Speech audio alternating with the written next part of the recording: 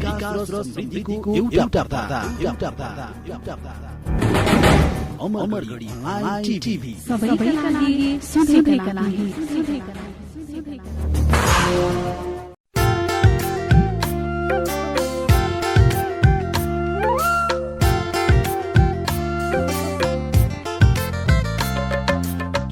अमेरिकी अन्तर्राष्ट्रिय विकास नियोग USAID को सहयोगमा सञ्चालित पारस्परिक जवाबदेहिता कार्यक्रम FHI 360 सँगको सहकार्यमा इक्वल एक्सेस इन्टरनेसनल र रेडियो अमरगढी 97.4 मेगाहर्ज को प्रस्तुति रेडियो कार्यक्रम साझा बोली रेडियो बहस। नमस्कार, साझा बोली रेडियो बहसमा तपाईलाई स्वागत छ। म लोकेन्द्र ओझा। साझा बोली रेडियो बहसमा हामी नागरिक समाज, आम सञ्चार माध्यम र सार्वजनिक निकाय बीचको पारस्परिक जवाबदेहिता र आपसी दिगो सम्बन्धका विषयमा बहस गर्छौं।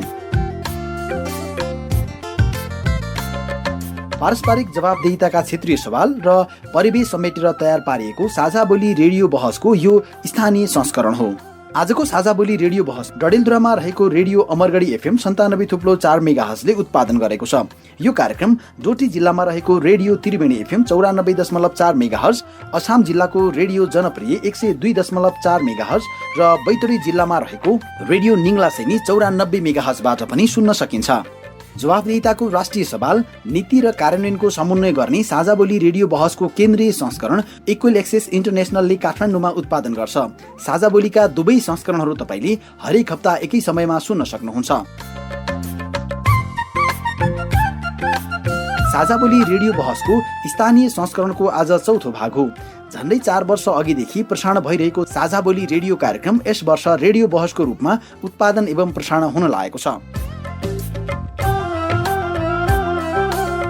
साझा बोली रेडियो बहसको आजको यो अङ्कमा वैकल्पिक शिक्षाको प्रभावकारिताको विषयमा बहस गर्दैछौँ। दोस्रो चरणमा फैलिएको कोरोना संक्रमणको दर कम हुन थालेको भन्दै जारी निषेधाज्ञालाई खुकुलो बनाए पनि शैक्षिक संस्थाहरू भने पूर्ण रूपमा अझै खोल्न सकिरहेका छैनन्। कोभिड-19 को संक्रमणका कारण सिकाइ प्रणाली अवरुद्ध भएको छ। सिकाइ प्रणालीलाई सुचारू गर्न र विद्यालय जाने उमेरका बालबालिकाहरूलाई विद्यालयमा नियमित रूपमा पठन पाठन नभएसम्म आफ्नो परिवेश अनुकूल सिकाइ वातावरण सिर्जना गर्न वैकल्पिक प्रणालीबाट विद्यार्थीहरूको सिकाइ सहजीकरण गर्न जरुरी देखिन्छ। बालबालिकाको सिकाइलाई कसरी प्रभावकारी बनाउने र कसरी शिक्षासँग सम्बन्धित निकायलाई अझै कसरी जिम्मेवार बनाउने यसै सन्दर्भमा खरो बहस आज गर्दैछौँ। हामीले प्रसारण त गर्यौं, त्यसको व्यापक प्रचार प्रसार गर्न सकिएन। यो किन भन्दा विद्यार्थी रेडियोमा गीत सुन्ने बानी परेका अथवा विभिन्न किसिमको मनोरञ्जन गर्ने बानी परेका विद्यार्थीहरूलाई हामीले अभ्यस्त बनाउन सकेनौँ। त्यस्तै कार्यक्रममा वैकल्पिक शिक्षाको प्रभावकारिताको विषयमा तपाईले सिधा प्रश्नको सिधा जवाफ पनि सुन्न सक्नुहुन्छ। अनलाइन क्लास पढ्यो भने नराम्रोसँग क्वेसन सोध्न सकिन्छ, सरहरूलाई नराम्रोसँग बुझिन्छ। हामी अनलाइन क्लासमा त्यस्तो धेरै बुझ्दैनौँ। साझा बोली रेडियो बहस अमेरिकी अन्तर्राष्ट्रिय विकास नियोग USAID मार्फत अमेरिकी जनताहरूको सहयोगका कारण सम्भव भएको हो। यस कार्यक्रमभित्रका विषयवस्तु र सामग्री पारस्परिक जवाबदेहिता कार्यक्रमका एकल जिम्मेवारी हुन् र यहाँ प्रस्तुत भनाइले USAID वा अमेरिकी सरकारको विचार प्रतिबिम्बित गर्छन् भन्ने जरुरी छैन। रेडियो कार्यक्रम साझा बोलीमा तपाईलाई फेरि पनि स्वागत छ। वैकल्पिक शिक्षाको प्रभावकारिताको विषयमा कुराकानीका लागि यतिखेर हाम्रो स्टुडियोमा उपस्थित हुनुहुन्छ शिक्षा विकास समन्वय इकाइ डडेलधुराका प्राविधिक सहायक केशव जोशी, भागेश्वर गाउँपालिका डडेलधुराका शिक्षा शाखा प्रमुख लालबहादुर सेठी र नागरिक समाजको प्रतिनिधित्व गर्दै पत्रकार महासंघ डडेलधुराका निवर्तमान अध्यक्ष मानबहादुर साउद। यहाँहरू सम्पूर्ण अतिथिज्यूलाई स्वागत छ कार्यक्रममा। धन्यवाद। धन्यवाद। धन्यवाद। साझा बोली रेडियो बहस अमरगढी FM 97.4 मेगाहर्ज डडेलधुराले उत्पादन गरेको हो। यो कार्यक्रम डोटीमा रहेको त्रिवेणी FM 94.4 मेगाहर्ज, अछाम जिल्लामा रहेको जनप्रिय FM 102.4 मेगाहर्ज र बैतडीमा रहेको निङ्लासेनी FM 94 मेगाहर्जबाट पनि सुन्न सकिन्छ। अब हामी विषयवस्तुमा प्रवेश गर्छौं। आजको छलफलको विषय हो वैकल्पिक शिक्षाको प्रभावकारिता। वर्तमान परिप्रेक्ष्यमा सरकारले सञ्चालन गरेको वैकल्पिक शिक्षाको प्रभावकारिताको विषयमा विद्यार्थीहरूको धारणा अथवा अभिभावकहरूको बुझाइ के छ भन्ने विषयमा पनि आज हामी छलफल गर्नेछौँ र नागरिकहरूको प्रतिनिधित्व पनि आजको कार्यक्रममा हामी गर्नेछौँ। कार्यक्रमको शुभारम्भमा म शिक्षा समन्वय डडेलधुरा का प्राविधिक सहायक केशव जोशीज्यूबाट सुरु गर्छु। जस्तो वैकल्पिक प्रणालीबाट विद्यार्थीहरूको सिकाइ सहजीकरण निर्देशिका 2077 जुन सञ्चालन भएको छ, यसको कार्यान्वयनको अवस्था के छ अहिले? वैकल्पिक सिकाइ सहजीकरण निर्देशिकाको कार्यान्वयनको सन्दर्भमा गत साल पनि शिक्षा तथा मानव विकास केन्द्रले यसको कार्यान्वयनका लागि देशभरिबाट नै इन्टरनेट पहुँच, एफएम पहुँच अनि रेडियोको पहुँच भएका विद्यार्थीहरूको विवरण माग गरेको थियो। सो अनुसार नै हामीले पनि हाम्रो जिल्लाका 7वटै स्थानीय तहमा त्यसको परिपत्र गरेर सो सम्बन्धमा विवरण माग गऱ्यौँ र सो विवरणलाई कम्पाइल गरी शिक्षा तथा मानव स्रोत विकास केन्द्रमा पठायौँ। सो बमोजिम वैकल्पिक सिकाइ सम्बन्धी गतिविधि सञ्चालनका लागि स्थानीय तहहरूसँग पनि समन्वय गरेर वैकल्पिक सिकाइ सहजीकरण निर्देशिका अनुसार सबै स्थानीय तहहरूले आफ्नो स्थानीय तहमा वैकल्पिक सिकाइ सम्बन्धी गतिविधि सञ्चालन गर्नुभयो। यसै क्रममा हामीसँग भागेश्वर गाउँपालिकाको शिक्षा शाखाका प्रमुख हामीसँग हुनुहुन्छ लालबहादुर सेठीजी हुनुहुन्छ। जस्तो वैकल्पिक प्रणालीबाट विद्यार्थीको सिकाइ सहजीकरण निर्देशिका भनेर सरकारले 2077 जारी गर्यो, यसलाई यहाँले कार्यान्वयन गर्दाखेरि कसरी कार्यान्वयन गर्नुभयो, कतिको गाह्रो भयो? यो विद्यालय सञ्चालन सम्बन्धी जुन कार्यविधि आयो त्यसले एक किसिमको त विद्यालय सञ्चालन गर्ने बाटो त खोल्यो। त्यसमा विभिन्न तरिकाबाट विद्यालय सञ्चालन गर्ने 7वटा विकल्पहरू पनि प्रस्तुत गर्यो।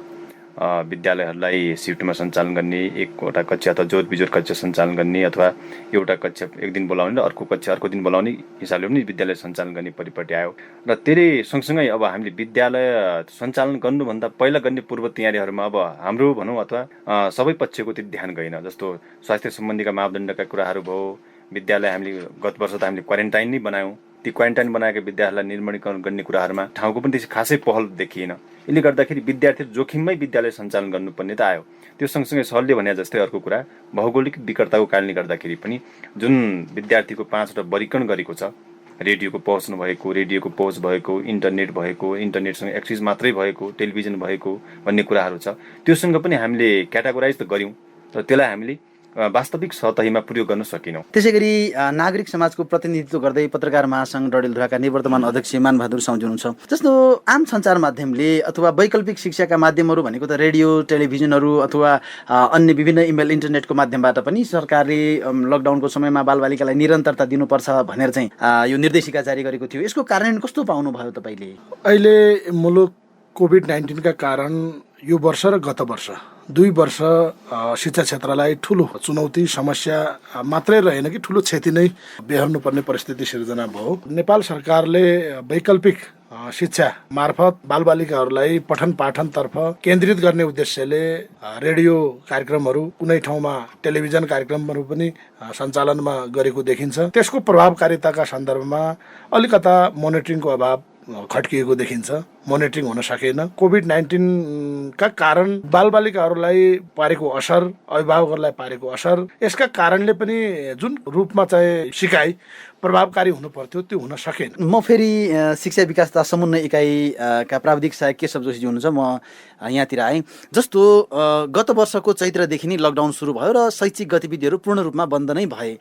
तर डडेलधुरा जिल्लाको 7वटा स्थानीय तहहरू थिए। ती 7वटा स्थानीय तहको शिक्षा इकाइसँग समन्वय गरेर ल एकद्वार प्रणालीबाट यस्तो खालको रेडियो कार्यक्रम अथवा यस्तो खालको टेलिभिजन प्रोग्रामहरू अथवा यस्तो खालको भर्चुअल विभिन्न खालका माध्यमहरूबाट सञ्चालन गरौँ है भन्ने खालको समन्वय यहाँले चाहिँ किन गर्न सक्नु भएन? त्यो मानेमा अब आउँदा दिनमा हाम्रो माथिल्लो निकाय शिक्षा तथा मानव स्रोत विकास केन्द्र, शिक्षा विज्ञान तथा प्रविधि मन्त्रालयको पछिल्लो सर्कुलर अनुसार त्यो समन्वयमा हामी आगामी दिनमा समन्वय र सहजीकरण गरेर जान सक्छौँ। सरकारले जब वैकल्पिक शिक्षाको एउटा अवधारणा ल्याइसकेपछि तत्काल यहाँले के गर्नुभयो? अहिले वर्तमान अवस्थामा त अब यसका विभिन्न पाटाहरू छन् होइन। जस्तै अब डिसिएमसीले कोभिड-19 को सन्दर्भमा, लकडाउनको सन्दर्भमा लिने निर्णयलाई पनि हामीले चाहिँ इम्प्लिमेन्टेसन गर्नै पर्ने हुन्छ। पछिल्लो चाहिँ हाम्रो 2078 3/12 गतेका दिन 7वटै स्थानीय तहका शिक्षा प्रमुख उपस्थितिमा शिक्षा विकास तथा समन्वय इकाइ डडेलधुरामा बैठक बस्यो र सो बैठकमा शिक्षा तथा मानव स्रोत विकास केन्द्रकै परिपत्र अनुसार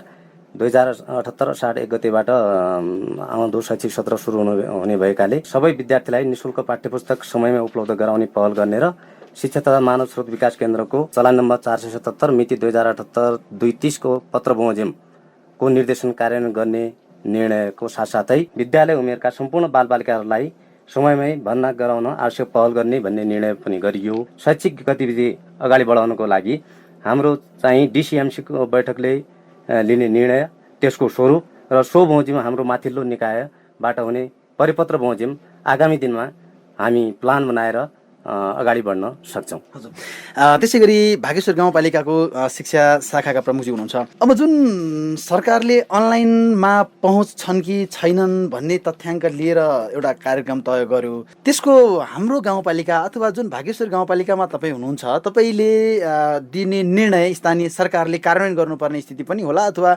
जोइन्टली पनि यहाँ धेरै छलफलमा हुनुहुन्छ। यो अवस्थामा चाहिँ किन हामीले यो वैकल्पिक शिक्षालाई सक्रिय बनाउन सकेनौँ अथवा के गर्नुभयो तपाईँहरूले? वैकल्पिक शिक्षा प्रभावकारी नहुनुको कारण 2-3टा कारण छ। एउटा त मेन कुरो के भयो भने हाम्रो पहुँच भन्दा अलिकति बाहिर छौँ। जो 5वटा परीक्षण हामीले गर्यौँ ती परीक्षण गरेका विद्यार्थीहरूको लागि उपयुक्त विकल्प हामीले सुरु गर्न सकेनौँ। त्यो कार्यविधिमा त राम्रोसँग विद्यार्थी परीक्षण गर्ने भयो, हामीले विद्यार्थी परीक्षणको पनि पठायौँ र विद्यालयहरूलाई त्यो विद्यार्थीको परीक्षण गर्न लगायौँ र हामीले रिपोर्टिङ पनि गर्यौँ। तर वास्तवमा रेडियोको सम्मको पहुँच नभएको विद्यार्थीको लागि के गर्ने, रेडियोको पहुँच भएको विद्यार्थीको लागि के गर्ने, टेलिभिजनको पहुँच भएको विद्यार्थीलाई के गर्ने, हामीले प्रसारण त गर्यौँ र त्यसको व्यापक प्रचार प्रसार गर्न सकिएन। यो किन भन्दा विद्यार्थी रेडियोमा गीत सुन्ने बानी परेका अथवा विभिन्न किसिमको मनोरञ्जन गर्ने बानी परेका विद्यार्थीहरूलाई हामीले अभ्यस्त बनाउन सकेनौँ। यो नै सबभन्दा ठुलो समस्याको नम्बर हो।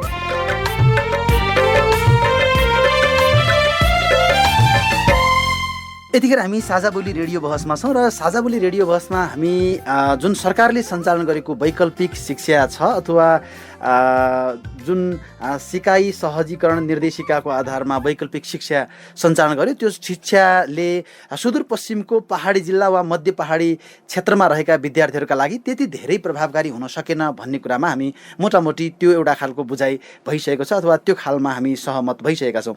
अब हामी लाग्छौँ अब यसको वैकल्पिक शिक्षा सँगसँगै शैक्षिक क्षेत्रलाई निरन्तरता अब कसरी दिन सकिन्छ भन्ने विषयमा कुराकानी गर्दैछौँ। हामीसँग शिक्षा विकास तथा समन्वय इकाइका प्राविधिक सहायक केशव जोशीज्यू, त्यसै गरी भागेश्वर गाउँपालिकाको शिक्षा शाखाका प्रमुख लालबहादुर सेठीज्यू र नागरिक समाजको प्रतिनिधित्व गर्दै पत्रकार महासङ्घका निवर्तमान अध्यक्ष मानबहादुर साउजी हुनुहुन्छ। फेरि म संवादलाई अगाडि बढाउँछु। अब मानबहादुरजी, म यहाँतिर आएँ। जस्तो अहिले जुन कोभिडको क्रम छ यो निरन्तर बढ्न सक्ने अवस्था हुन्छ र विज्ञहरूले पनि भनिरहेका छन्। अब चाहिँ हामीले अथवा यहाँका बालबालिकाहरूलाई शैक्षिक क्षेत्रको निरन्तरता चाहिँ कसरी दिन सकिन्छ होला? यस्तो अवस्थामा वैकल्पिक शिक्षालाई प्रभावकारी कसरी बनाउन सकेला? यसमा 2-3टा कुराहरू देखिन्छन् अहिले यति बेला हामीले गर्नुपर्ने। पहिलो कुरा त यति बेला स्वास्थ्यमा जुन खालको समस्याहरू देखा परेको छ र स्वास्थ्य क्षेत्र लथालिङ्ग अवस्थामा छ। पहिलो कुरा मानव जीवन रक्षा गर्ने पहिलो दायित्व हो। राज्यको लगानी स्वास्थ्य सेक्टर हुनुपर्ने दायित्व छ र त्यो सँगसँगै अर्को भविष्यका कर्णधार बालबालिकाहरू जुन यो कोभिड-19 को कारण बालबालिकाहरूको पढाइ अवरुद्ध मात्रै होइन, उनीहरूको जीवन बर्बाद बनिरहेको छ र राज्यको लगानी वैकल्पिक शिक्षा सिकाइतर्फ पनि केन्द्रित हुनु जरुरी छ र त्यसलाई प्रभावकारी बनाउन कुन माध्यम उपयुक्त हुन्छ भन्ने कुराहरूको व्यापक समीक्षा छलफल गर्न जरुरी पनि छ। वैकल्पिक सिकाइका माध्यमबाट क्याटेगोरी वर्गीकरण गर्नुभएको छ, जहाँ सदरमुकाम क्षेत्रहरू जहाँ नेटको एक्सेस छ त्यो ठाउँमा टेलिभिजन कार्यक्रमहरू पनि बनाउन सकिएला अनि अनलाइन क्लासहरू पनि चलाउन सकिएला, जुम मिटिङ मार्फत पनि चलाउन सकिएला। जहाँ यी दुइटै न अनलाइनको कुरा न चाहिँ टेलिभिजनहरू सम्भावना नभएका ठाउँहरू रेडियो माध्यम हुनसक्छ, त्यो पनि प्रभावकारी हुन सकेन। रेडियो माध्यमका कारणले पनि बालबालिकाहरूलाई मैले त्यता पनि के जोड दिन चाहन्छु भने अभिभावकले पनि बालबालिकाहरूतर्फ जो रेडियोहरूमा कार्यक्रम चलिरहेको हुन्छ सरहरूले पनि अभिभावकहरूलाई बुझाउन सक्नु पर्यो अनि अभिभावकहरूले पनि गार्जेनसिप गर्न सक्नु पर्यो। त्यो अभावका कारणले पनि यो समस्या हो। त्यो चिजलाई अलिकति बढी मोनिटरिङको पाटो बढाउनुपर्छ र त्यो सँगसँगै आगामी दिनहरूमा गर्नुपर्ने कुरा जस्तो मैले देखिरहेको टोल शिक्षाको पढाइलाई चाहिँ हामीले निरन्तरता दिन सक्यौँ भने त्यो अलिक प्रभावकारी हुन सक्छ। म केही नागरिकको प्रतिक्रिया पनि लिन्छु किनकि नागरिकहरूले पनि केही प्रश्नहरू गर्नु भएको छ। यो आवाज सुन्छौँ। नमस्ते, मेरो नाम डम्बरी भट्ट, घर चाहिँ अमरगढी नगरपालिका वडा नम्बर 5 डडेलधुरा। विद्यालयहरू बन्द भएको कारणले गर्दा बच्चाहरू चाहिँ अहिले घरमै चाहिँ लथालुङ्ग परिरहेको अवस्था छ। त्यसमा चाहिँ अब अहिले चाहिँ हाम्रो न त चाहिँ सरकारले नै त्यसमा ध्यान दियो कि कुनै चाहिँ वैकल्पिक होइन शिक्षाहरू त्यस्तोमा अब बच्चाहरूलाई कसरी ध्यान आकर्षण गराउने भन्नेमा न त हाम्रो स्थानीय सरकारले नै ध्यान दियो न त विद्यालय नै ध्यान दिएको अवस्था छ। म अब यसको जवाफका लागि भागेश्वर गाउँपालिकाको शिक्षा शाखा प्रमुखजी हुनुहुन्छ। यस्तो अवस्था भइसक्यो कि अभिभावकहरूलाई बच्चाहरू अस्तव्यस्त भइसके, अब उहाँहरूलाई चाहिँ फेरि सिकाइको मूलधारमा कसरी ल्याउने भन्ने खालको नागरिकको समस्या छ। कसरी उहाँहरूलाई अब फेरि निरन्तर शैक्षिक गतिविधिमा चाहिँ अगाडि बढाउन सकेला बालबालिकाहरूलाई? एकदमै उहाँले राम्रो प्रश्न गर्नुभएको छ। अहिलेको हकमा विद्यार्थीहरू वास्तवमै यो अहिले हाम्रो शिक्षाको अवस्था दर्दनाक भएको अहिले मात्र नभएर यसको असर अब 10 वर्षसम्म हामीलाई पर्छ। यो रिकभर गर्नुको लागि हामीले एउटा दशक कुद्नुपर्छ। वास्तवमा अब स्थानीय तहले केही पनि गरेन भन्ने कुरामा त अलि म सहमत हुन सक्दिनँ। अब केही कुरा बहस चलाउनु पर्छ। स्थानीय तहलाई पनि अलि झकझक्याउँ, हाम्रो विद्यालयलाई पनि केही झकझक्याउँ। हामीले के गर्न सक्छौँ त, जस्तो टोल शिक्षाका कुराहरू। अनि त्यसै गरी एउटा नयाँ अवधारणा के पनि छ भने गृह विद्यालय अवधारणा भन्ने पनि छ। त्यसै गरी शिक्षक घर दैलो कार्यक्रम पनि भन्ने छ।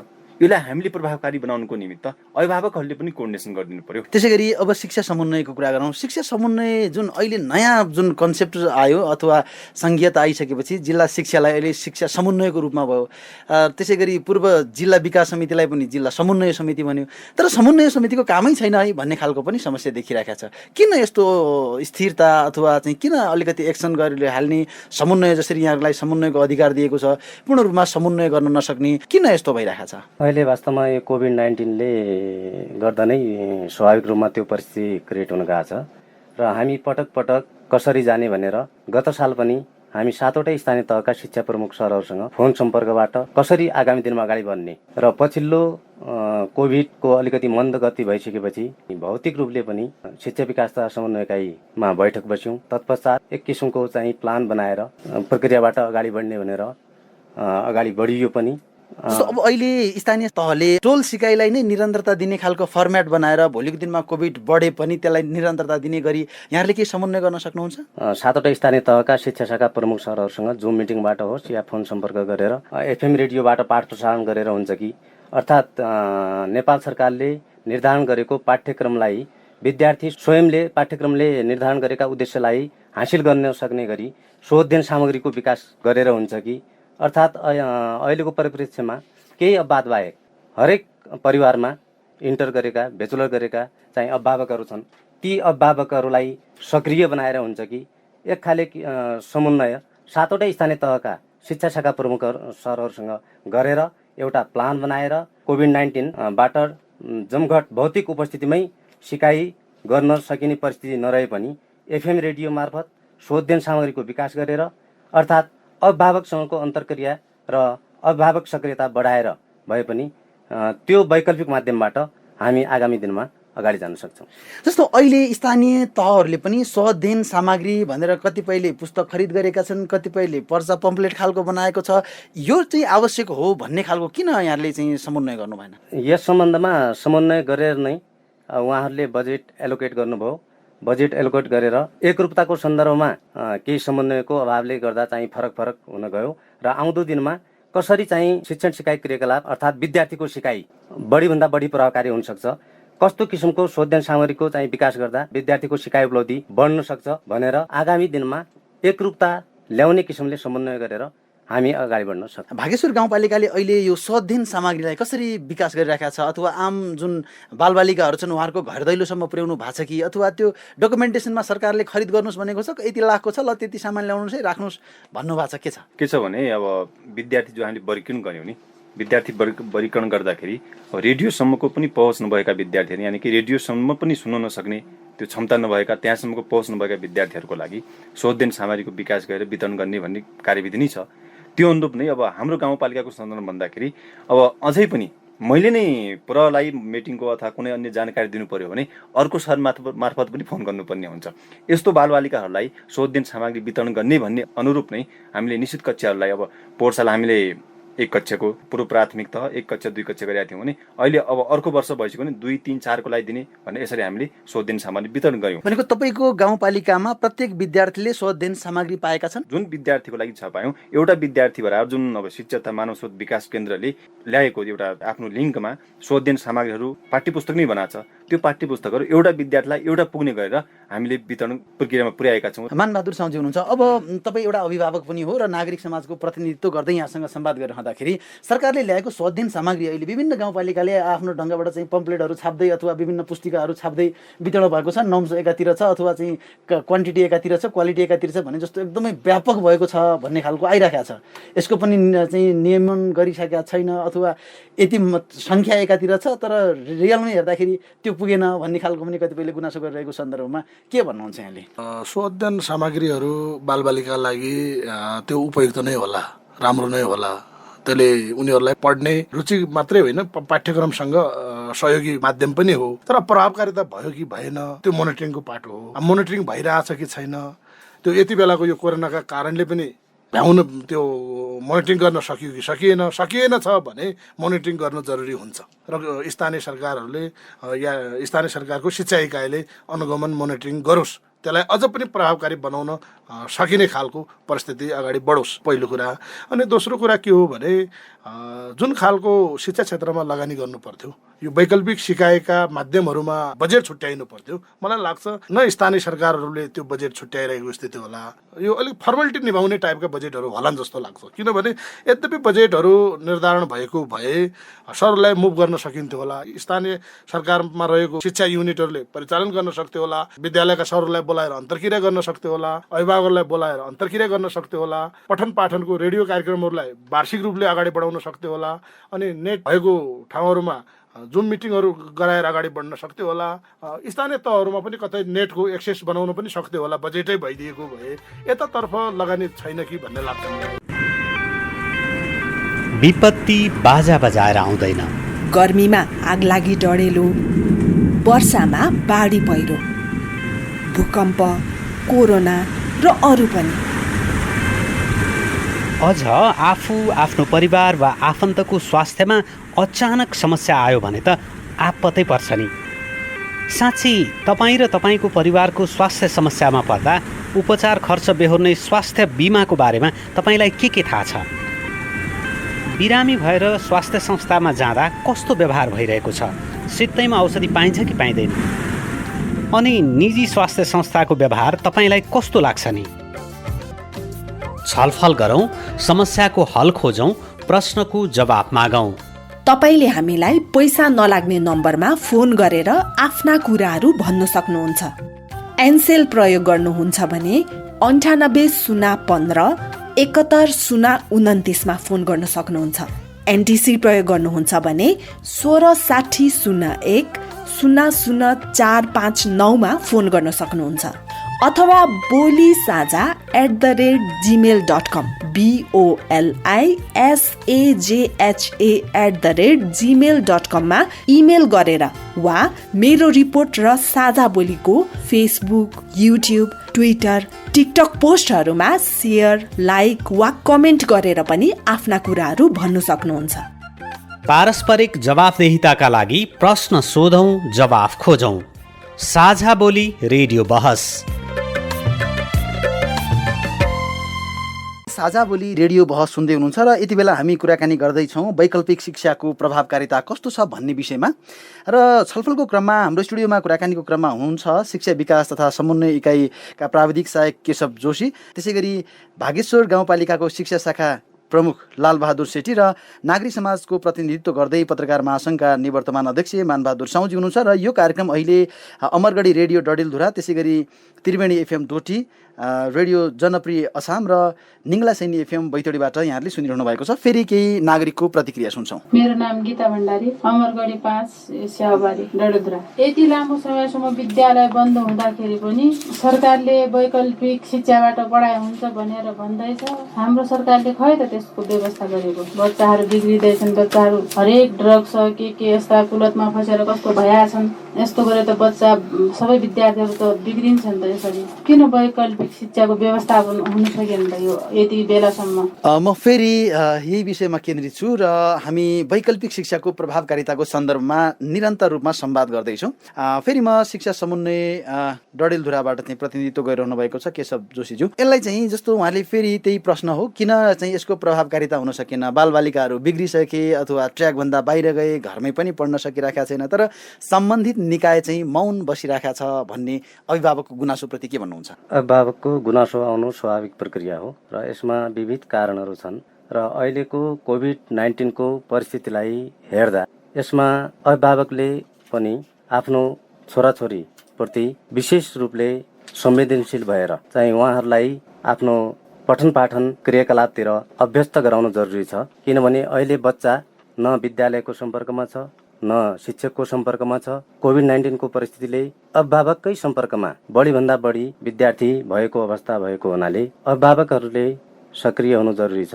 त्यसै गरी भागेश्वर गाउँपालिकाले अब विभिन्न हामी गाउँपालिकाको सन्दर्भमा कुरा गर्ने भने असारको अन्तिम साता शोधन सामग्री भनेर कतिपयले मगाएको छ। अब यो वर्षको नयाँ शैक्षिक गतिविधि पनि सुरु गर्ने अवस्था छ र यहाँहरूले पनि असार मसान्ततिर नै प्राय गाउँपालिकाले चाहिँ यो शोधन सामग्रीलाई चाहिँ ल्यायो र स्वास्थ्य क्षेत्रमा चाहिँ धेरै खर्च भयो, तर शिक्षा पनि एउटा महत्त्वपूर्ण पाटो हो। किन जनप्रतिनिधिले कार्यपालिकाले शैक्षिक क्षेत्रलाई चाहिँ अलिकति बजेट लगाएर बजेट थप गरेर स्थानीय सरकारसँग त निर्णय गर्न सक्ने अधिकार पनि छ, बजेट विनियोजन गर्न सक्ने अधिकार पनि छ, किन त्यसरी चाहिँ शोधन सामग्रीमा त्यसको बजेटको भोलम बढाउन सकिनन् अथवा त्यसलाई प्रभावकारी रूपमा चाहिँ अगाडि बढाउन सकिरहेका छैन अहिले? के छ भने जब यो कोरोनाको अलिकति प्रभाव कम हुँदै गएको थियो र हाम्रो विद्यालयहरू सञ्चालन भइसकेका थिए र फेरि अर्को पटक जब कोरोनाको लहर आयो त्यसपछि आएको बजेट हुनाले अब यसलाई हामीले समयमै कार्यान्वयन गर्न सकेनौँ।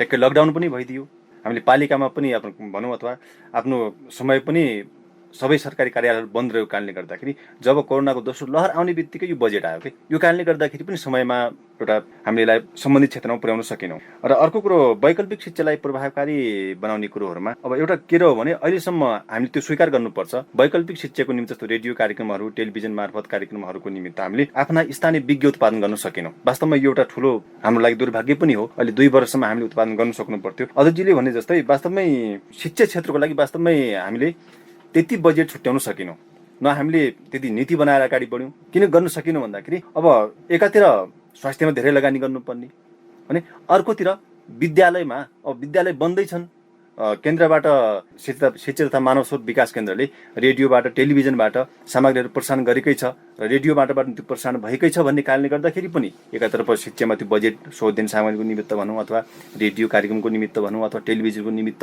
यस्ता सामग्रीहरू के अरे हामीले गर्न सकिनौँ।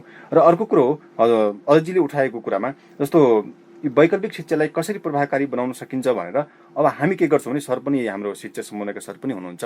हाम्रो प्रत्येक महिना भनौँ अहिले यो कोभिडको कारणले गर्दाखेरि हामीले बैठक बस्न सकेका छैनौँ। हाम्रो शिक्षा प्रमुखको समन्वयमा बैठक बस्छ, घुम्ती बैठक हामीले गरेका छौँ। त्यसमा हामीले के पनि एउटा राम्रो असल अभ्यास उहाँ सरहरूले को समन्वय गर्नुभएको छ भने हाम्रो पालिकामा यो शिक्षामा यो कोरोनाको कारणले गर्दाखेरि के असल अभ्यासहरू भइरहेका छन् त्यो अभ्यासहरूको बारेमा पनि हामी छलफल गर्छौँ र अब शिक्षालाई कसरी अगाडि बढाउने भन्ने कुराहरूमा पनि हामी छलफल गर्छौँ। र अब हामी लगत्तै बस्ने हाम्रो बैठकमा यो वैकल्पिक शिक्षालाई जिल्लाभरि एकरूपता कसरी गर्न सकिन्छ त्यो बारेमा हामी छलफल गर्छौँ र हामी सायद केही निर्णयमा पनि पुगौँला भन्ने म सरलाई पनि त्यो अनुरोध गर्न चाहन्छु। हजुर, फेरि म केही नागरिकको प्रतिक्रिया लिन्छु र त्यसपछि हाम्रो यो संवादलाई फेरि निरन्तरता दिनेछौँ। नमस्ते, मेरो नाम प्रीति सावत, अमरगढी 5 डडेलधुरा।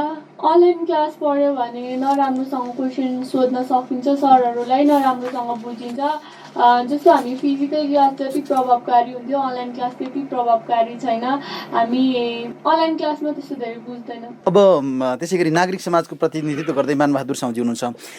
एउटा चाहिँ के देखिन्छ भने विगतमा बालबालिकाहरूलाई एउटा टेलिभिजनको स्क्रिनमा मात्रै देखाइराख्ने हो भने त्यसले आँखा कमजोर हुन्छ भन्ने पनि थियो र पछिल्लो समयमा 4 घण्टा 5 घण्टासम्म त्यही स्क्रिनमा हेरेर कतिपय जहाँ चाहिँ मल्टिमिडिया युज गरेर चाहिँ वैकल्पिक शिक्षा अध्ययन गरिरहेका छन् बालबालिकाहरू, उहाँहरूका लागि 4 घण्टा 5 घण्टा प्रत्येक दिन त्यो स्क्रिनमा हेरेर अध्ययन गर्नुपर्ने छ भने त्यसले एउटा फिजिकल्ली पनि गाह्रो हुने स्थिति छ। र अर्को चाहिँ बालबालिकाहरूकै आवाज पनि हामीले सुन्यौँ, उहाँहरूले चाहिँ यो प्रभावकारी छैन भन्ने कुरा छ। यस्तो अवस्थामा चाहिँ के चाहिँ गर्न सकिएला? यसमा हामीले अगाडि पनि भन्यौँ, जस्तो रेडियो कार्यक्रमहरू, अनलाइन कार्यक्रमहरू, जुम मिटिङहरू यसलाई निरन्तरता दिनै पर्यो। अब यो पनि भएन भने अरू हुने चिज पनि रहेनन्, यसलाई पनि निरन्तरता गरौँ। योभन्दा अलिक बढी प्रभावकारिता मैले अगाडि पनि भने टोल शिक्षा नै हो। टोलमा रहेका बालबालिकाहरू 15-20 जना सामाजिक दूरी कायम गरेर पठन पाठन गराउन सकियो भने, सरहरूलाई राखेर पठन पाठन गराउन सक्यो भने त्योभन्दा उपयुक्त विधि केही हुन सक्दैन। किनभने स्कुल सञ्चालन गर्न सकिने ठुलो मासमा बालबालिकाहरू जो हाम्रा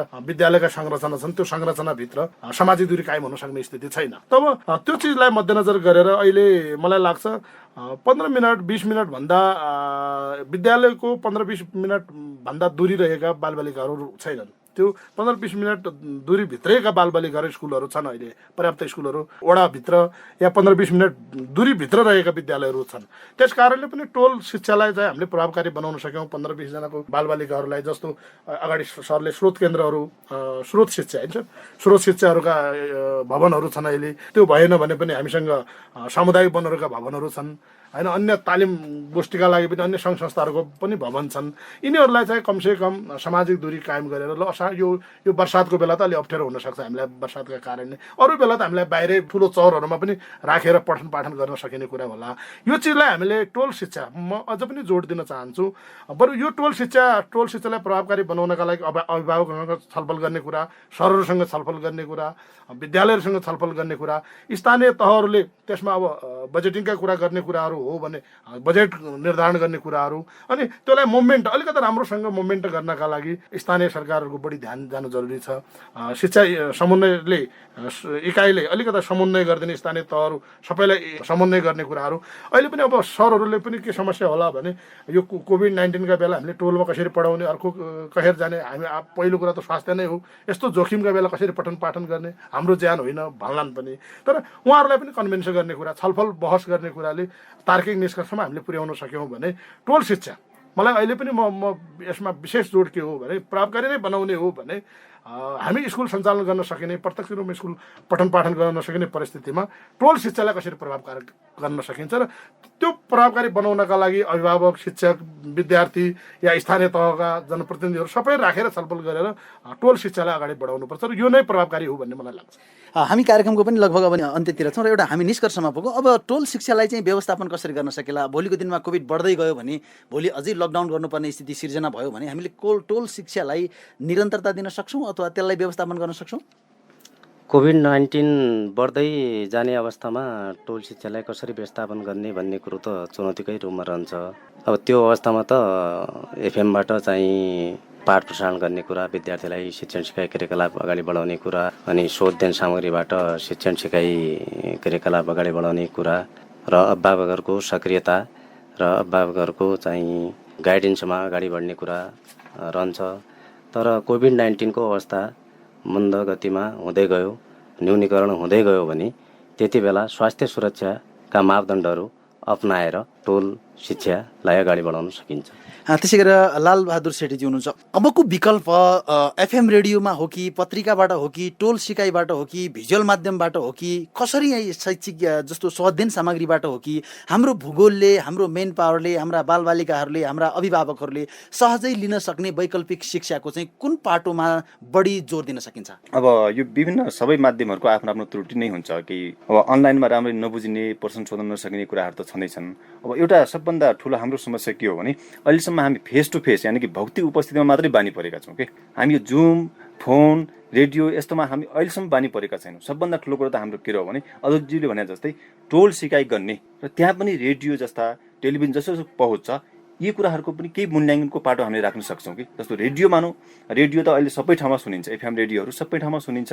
रेडियोबाट प्रसारण भएका पाठहरूको पनि हामीले जो वार्षिक रूपमा हुने मूल्याङ्कन हुन्छ त्यसमा केही % हामीले त्यो गर्न त मिल्छ वा मिल्दैन एउटा पाटो रह्यो, तर पनि जिल्लागत रूपमा एउटा गरिदियो भने मूल्याङ्कनको पाटो पनि त्यो हुन्थ्यो। जस्तो मानौँ यही नगरपालिकाको कुरा छ, अमरगढी नगरपालिकाको कुरा छ, यहाँ त अब अनलाइनबाट पनि पढाउन सकिन्छ, त्यहाँ त पहुँच छ भने अनलाइनबाट पढेका कुराहरूलाई वार्षिक रूपमा जो हुने परीक्षा भनौँ अथवा मूल्याङ्कन छ त्यसको मापदण्डको केही % त्यहाँ पनि जोडिदिने कि अनि विद्यार्थीहरू मैले त्यहाँबाट पनि आएको अङ्कबाट अघिल्लो कक्षामा जान्छु, उत्तीर्ण हुन्छु भन्ने उनीहरूको जब सिकाइ हुन्छ, बुझाइ हुन्छ, त्यसपछि मात्रै उनीहरू अनलाइन कक्षाहरूमा जोडिन्छन्।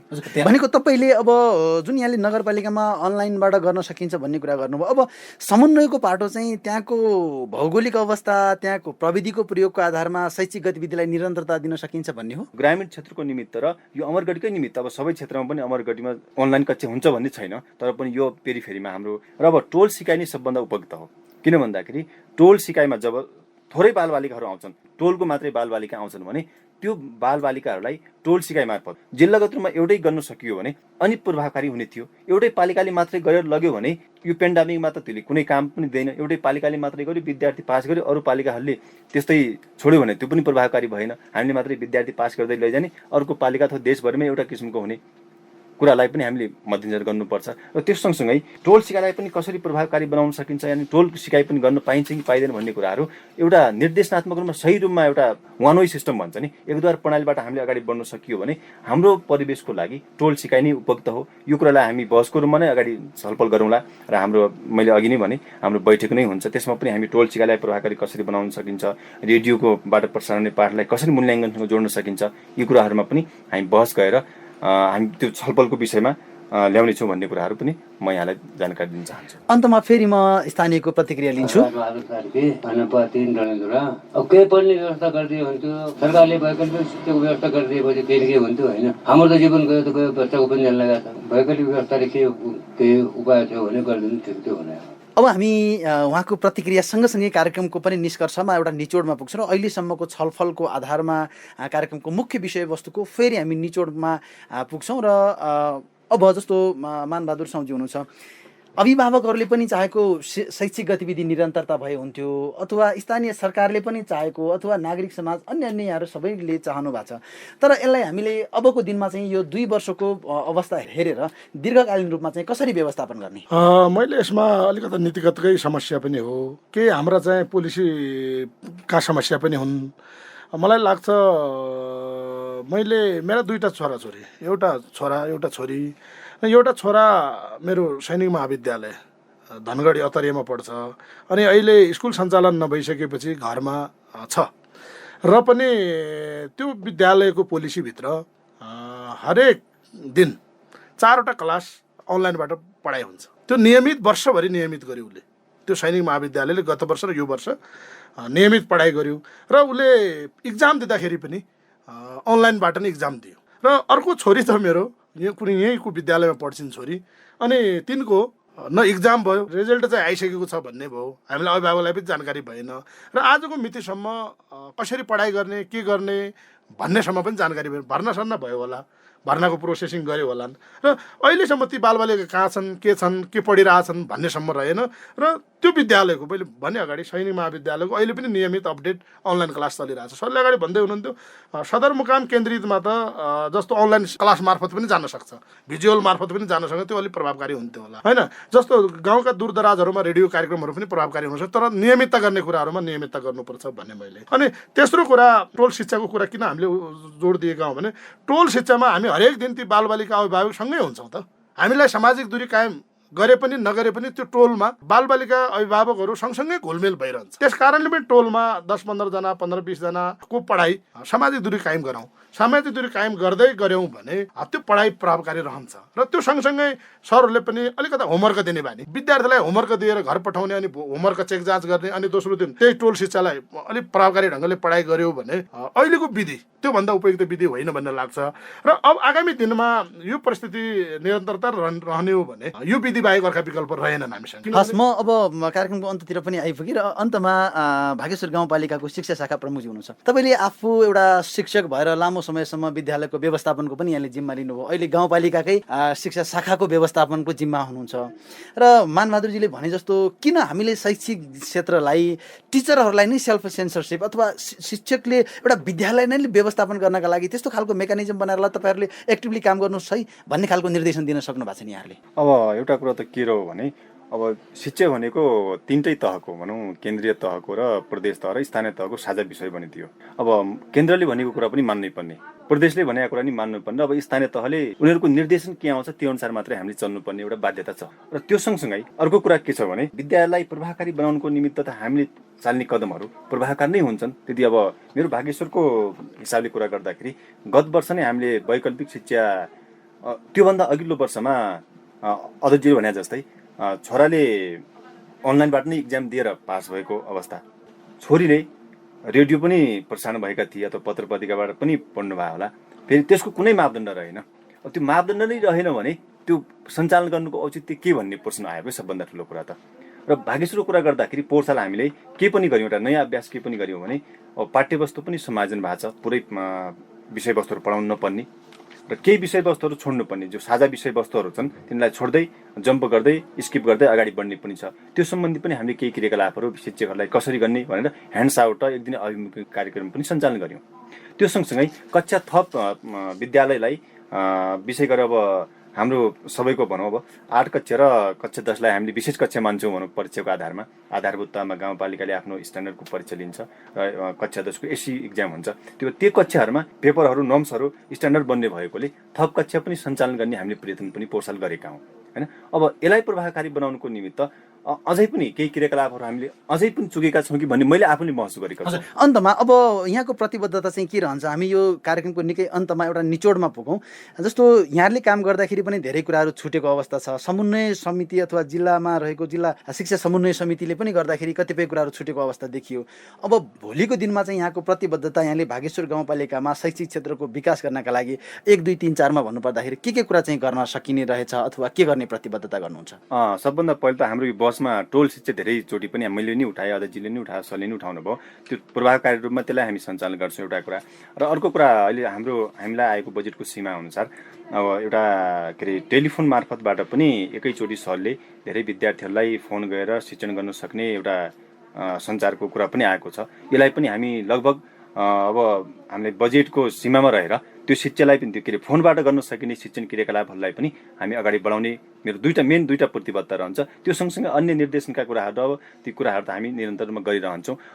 त्यसै गरी अर्को चौथो कुरा के रह्यो भने हामी जो जिल्लागत रूपमा हाम्रो बैठक हुन्छ, त्यो बैठकमा यी कुराहरू आज हाम्रो छलफलका कुराहरू, अध्यक्षजीले उठाएका राम्रा कुराहरू, टोल सिकाइलाई कसरी प्रभावकारी बनाउन सकिन्छ, रेडियो शिक्षालाई कसरी मापदण्ड मूल्याङ्कनको दायरामा पनि ल्याउन सकिन्छ र यसलाई कसरी सञ्चालन गर्न सकिन्छ भन्ने कुराहरूमा पनि हामी छलफलका कुराहरू ल्याएर यसलाई पनि एउटा प्रभावकारी कानुनको निमित्त हामी अगाडि बढ्नेछौँ भन्ने मेरो प्रतिबद्धता यही नै रहन्छ। भनेको एउटा चाहिँ टोल शिक्षालाई निरन्तरता दिने र त्यसको व्यवस्थापन गर्ने, टेलिफोन शिक्षालाई पनि निरन्तरता दिने र जिल्लामा रहेका यस्ता छलफलहरूमा पनि वैकल्पिक शिक्षाको माध्यमलाई कसरी प्रभावकारिता बनाउन सकिन्छ भन्ने विषयमा चाहिँ सक्रिय रूपमा चाहिँ यहाँले भूमिका खेल्ने प्रतिबद्धता व्यक्त गर्नुभयो। त्यसो भए एकदम।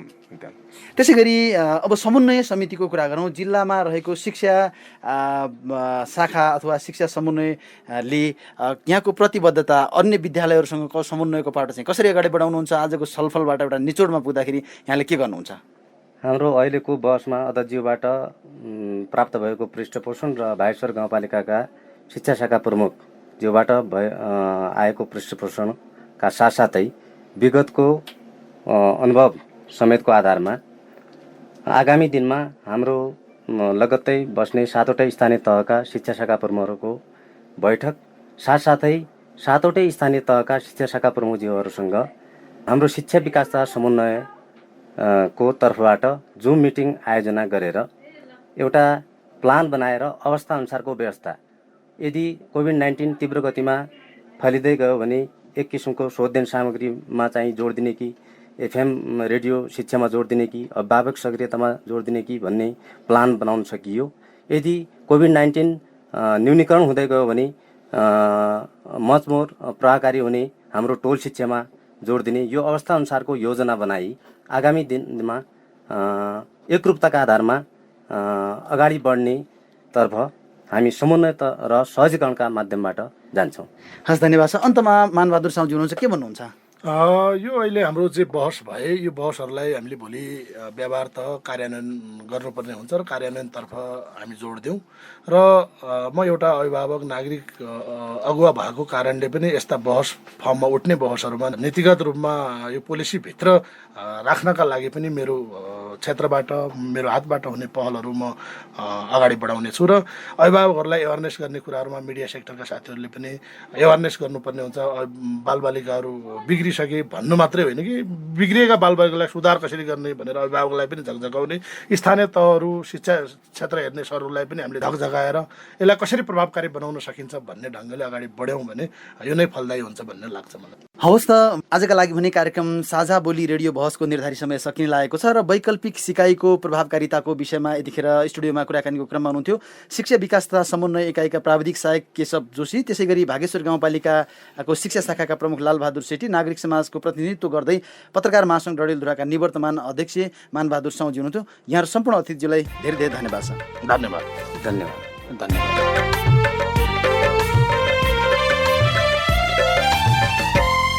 हामी साझा बोली रेडियो बहसको अन्तमा आइपुगेका छौँ। साझा बोली रेडियो बहसबारे मनका कुरा भन्नका लागि एनटिसीको मोबाइल वा ल्यान्डलाइन फोन प्रयोग गर्नुहुन्छ भने 166001000459 मा फोन गर्न सक्नुहुन्छ। एनसेल प्रयोग गर्नुहुन्छ भने 98015 71029 मा फोन गर्नुहोला। यी नम्बरहरूमा फोन गरेको पैसा लाग्दैन र प्राप्त निर्देशन अनुसार प्रश्न सोध्न सकिन्छ। पारस्परिक जवाफदेहिता बारे आफूले देखे, सुने या भोगेका कुनै कुरा लेख मार्फत व्यक्त गर्न चाहनुहुन्छ वा अरूका लेखहरू पढ्न चाहनुहुन्छ भने www.meroreportreport.net नेटमा पनि लगइन गर्न सक्नुहुनेछ। साझा बोली रेडियो बहस तपाईले मेरो रिपोर्ट वेबसाइट, पोडकास्ट च्यानल र सामाजिक सञ्जालमा पनि सुन्न सक्नुहुन्छ।